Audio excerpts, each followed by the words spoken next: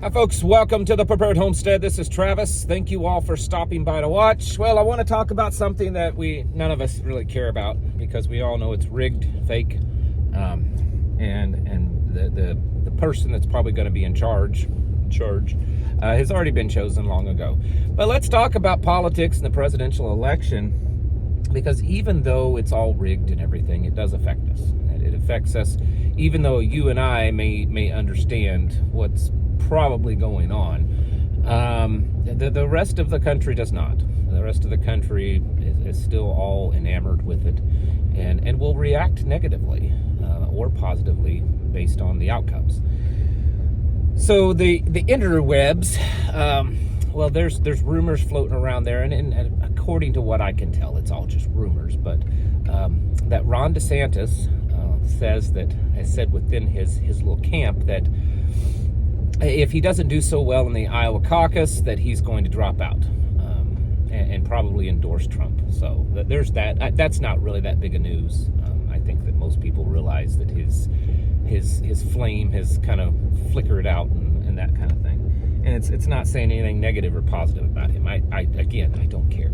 The one thing that I did want to talk about that seems to stand out is that a top analyst with JP Morgan, and it's on their website, has said that Joe Biden will most likely drop out of the race due to poor health, and someone else will take over in his seat.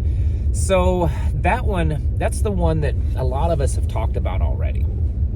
The White House has been really trying to push the message for months that Joe Biden is strong and healthy and that nothing's going to happen like that. But a lot of us believe that that's probably not the case. And here we have JP Morgan, which is one of the big boys, one of their top analysts, saying that this is probably the likely course of action. So how does that affect us? I've been making kind of sarcastic, joking statements, but yet, with a little truth mixed into it, of the possibility of Mikey Obama, or what's his name out there in California, potentially being the Democrat nominee.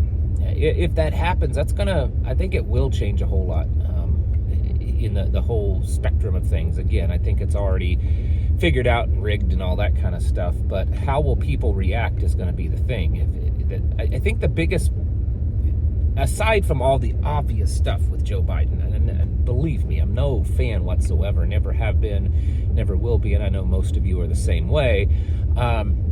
Trying to look at it objectively, he's not exciting. even if, and then that's not true, but even if the guy did great things, he's just not exciting. He wasn't exciting the first time around, and he's certainly even less this time around. So they want someone that can really rile the base up, and these couple of possibilities are out there, and there's more.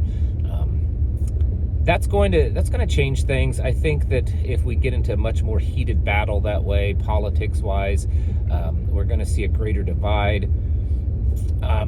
There's been some fairly notable people online talking about how we are headed towards a civil war. Of course, there's that movie coming out, I think in March or April, specifically talking about a civil war. The Obama movie last month coming out saying that if you watched the movie, that was the objective, to cause a civil war. Folks like Tim Cast, I know that's not his name, but whatever his last name is, I can't remember right off the top of my head. Very prominent podcaster, and a few others have talked about the possibility. Tucker Carlson, others have talked about Tim Pool, that's the guy's name, about how we could be easily headed towards a civil war. And you get someone running on the Democrat side that really gets the base excited, because right now, I don't think they are. It's like they don't want to, they're voting against Trump because they don't like him, but they're not voting or supporting Biden because they love him. If that changes, then you're getting a whole lot more emotions involved. I think a much greater chance of things kind of sparking and getting going. I could be wrong. I could be completely wrong on this, but I think that the prognosis, and this is just my personal opinion, but the prognosis is not very good. And either way you look at it, we're probably headed for a lot of just problems between now and the election. I mean, the amount of things that's already happened, this past week, that just was yesterday, was the January 6th anniversary. And of course, they were just all over the internet, all over the news, talking about it, tears are flying and everything, trying to continue the narrative that it was the worst thing that's happened in American history. That's going to continue, and it's going to be amplified, and they're going to escalate this narrative to the point that it's very possible that conflict could arise in the streets of America. I'm not dooming and glooming it. I'm not making predictions. I'm just saying that it's a very serious possibility.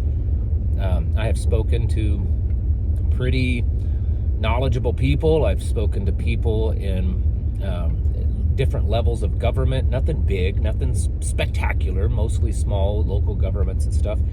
And this is certainly a thought in the back of their mind that, this election coming up and the heated contention between the two parties and all this kind of stuff.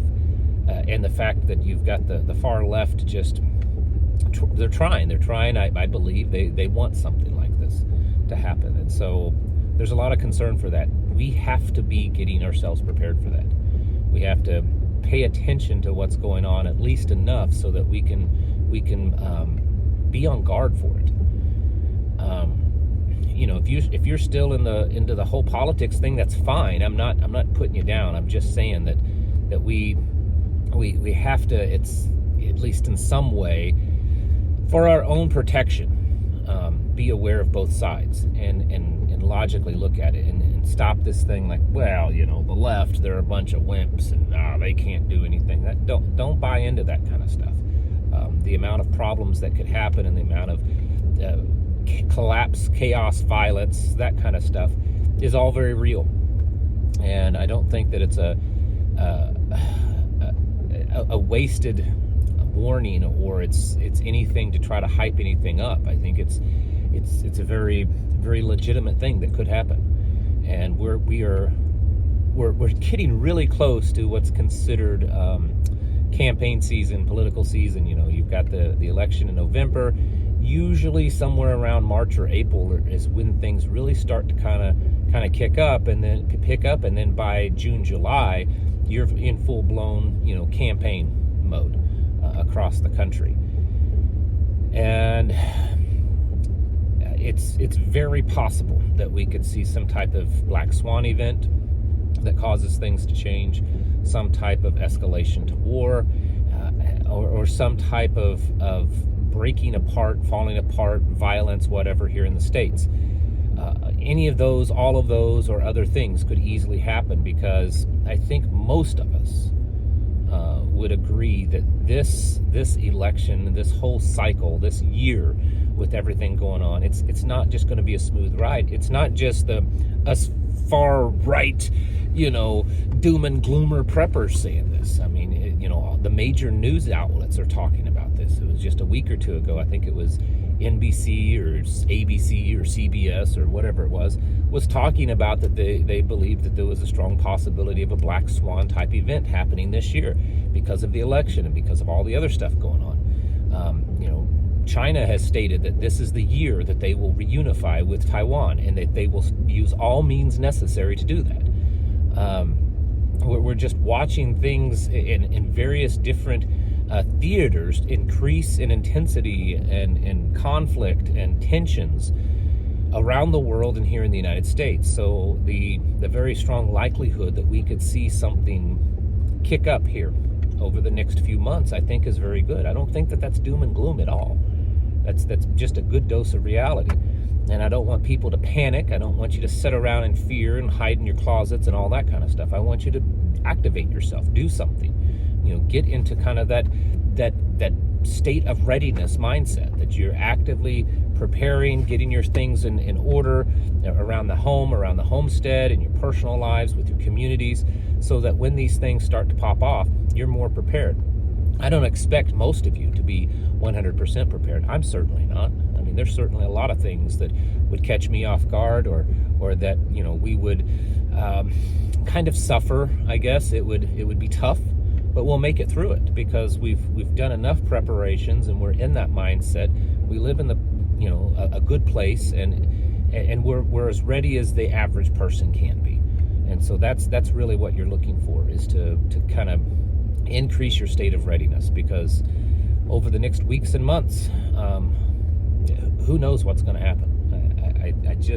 I cannot see a scenario where this year ends up being just nice and smooth and the election goes off without a hitch and all that kind of stuff. And if I'm wrong, I'll certainly get on here and say it, but I don't think that that's going to be the case. And I know that most of you realize that also. So anyways, this whole Biden thing, maybe he won't be running again. It'll be interesting to see how that all plays out. But we need to be getting ready, folks. Getting your houses in order and preparing yourselves mentally, physically, and spiritually. Thanks for watching. Catch you in the next video.